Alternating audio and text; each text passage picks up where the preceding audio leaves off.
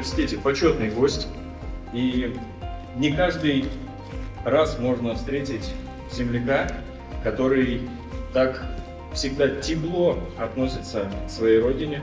Уважаемые ребята, уважаемые сотрудники, мне бы хотелось, чтобы у нас сегодня был теплый прием и теплый разговор, ну, так скажем, по душам.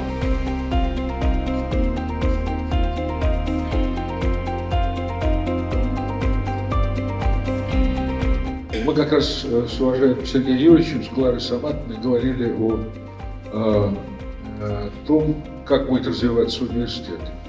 Это очень важно. Важно, потому что сегодня, конечно же, очень много проблем. Вы это чувствуете сами, вы это ощущаете в каждодневном учебном процессе, вы это, педагоги это понимают по-своему, это связано и с тем, что все-таки, слава Богу, как-то потянулся уровень заработных плат и стало, так сказать, все более-менее конкурентно с другими вузами. Студенты чувствуют по-своему, потому что все-таки все образовательные классы, оборудование и все прочие условия, конечно, требуют развития.